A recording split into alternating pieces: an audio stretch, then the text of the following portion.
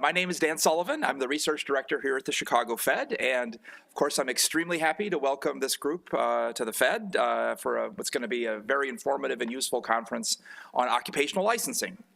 Some people might ask, why is the Fed interested in occupational licensing? Well, basically we're interested in what it is. Our job is to promote price stability and maximum employment.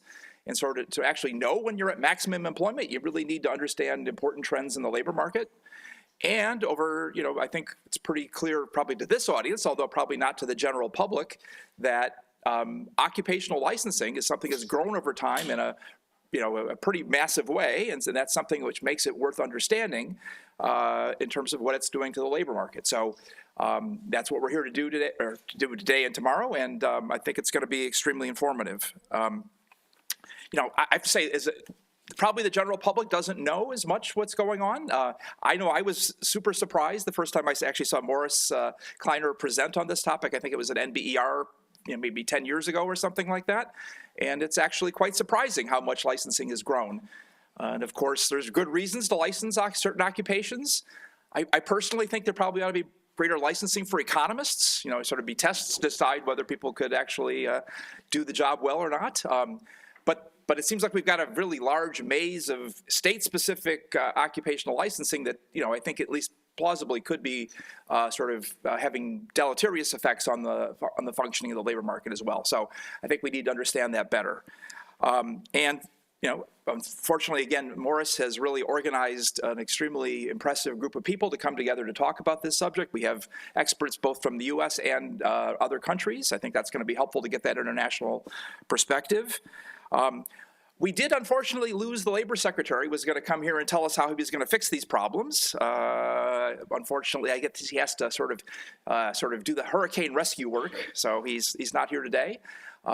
Erica Grosjean was very gracious to sort of jump in and take his spot at lunch, so I think that's also going to be very good as well.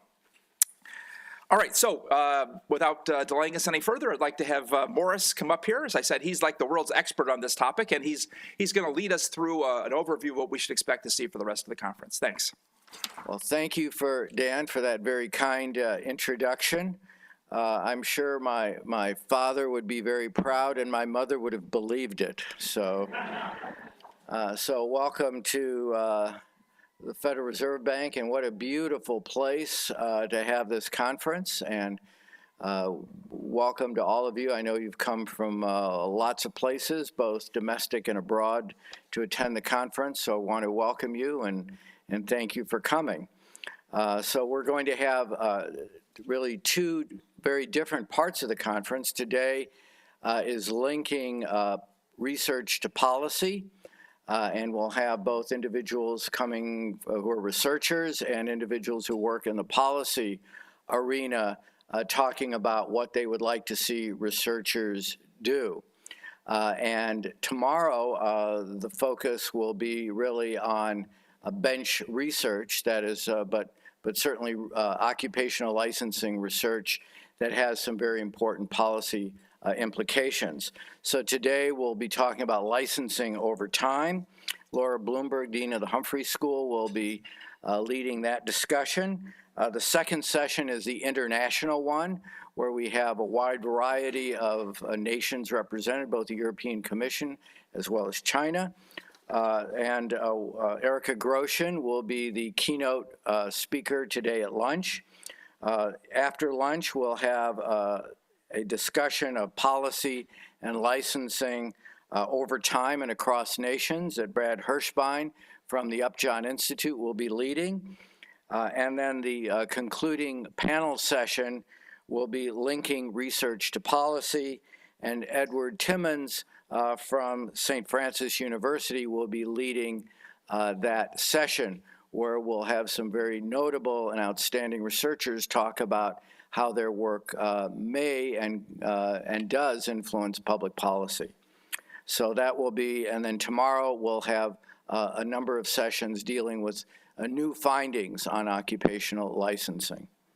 So want to thank our co-sponsors, which is the Federal Reserve Bank of Chicago, Federal Reserve Bank of Minneapolis, the Humphrey School of Public Affairs, the Nees Center for Occupational Regulation, at St. Francis University and the Upjohn Institute for Employment Research. We're delighted that they chose this venue to help us out and put this together.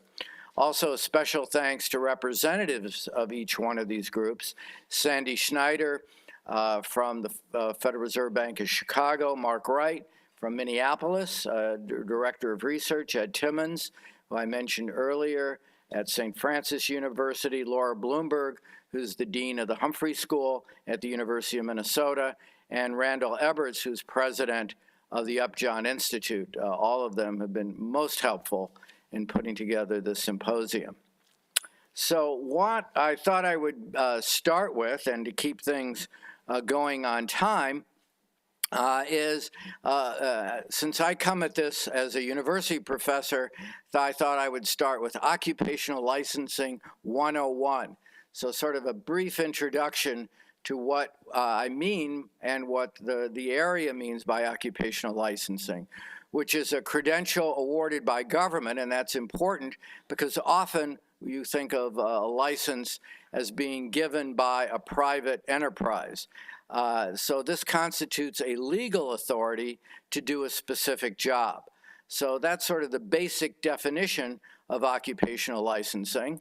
But this is sort of an issue that is government regulators require practitioners to obtain a license to work in many occupations. So it's really legally related to work for pay. So that's sort of the basic demarcation of licensing. And workers usually obtain licenses by satisfying minimum human capital requirements such as education, exams, good moral character, and others. So examples are lawyers in the U.S. Who are licensed by attending an approved law school that's approved by the American Bar Association and passing examinations.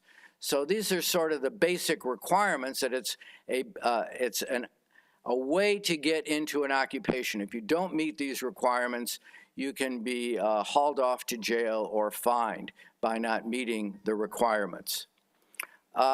This has been an institution, and why we're concerned with it is that it's an area that has been growing dramatically.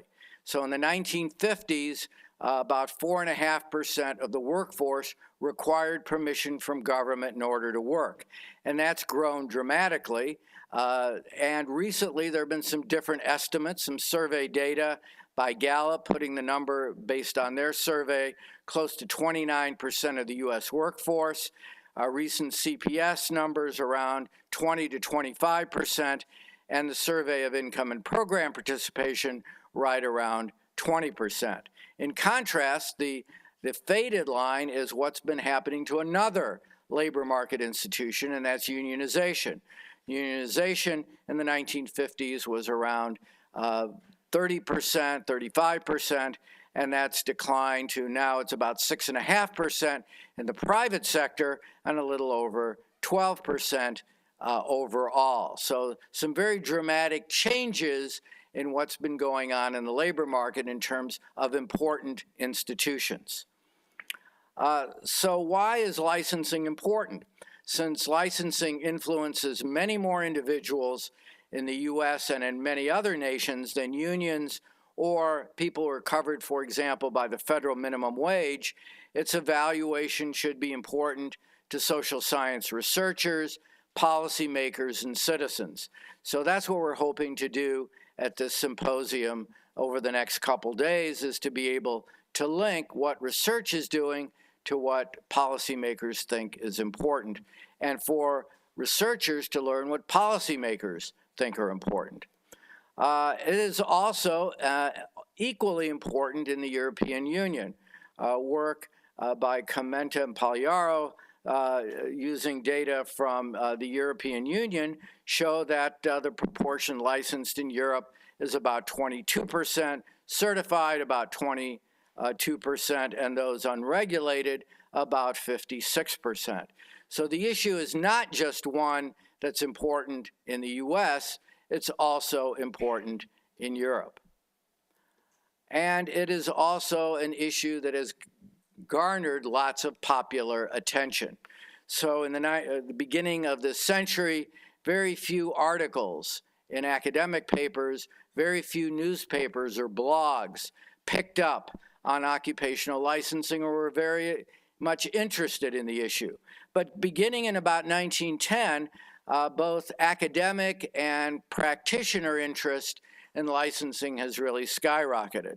And there have been quadrupling, if not more, articles in the academic literature and in the popular literature that has been looking at this particular labor market institution.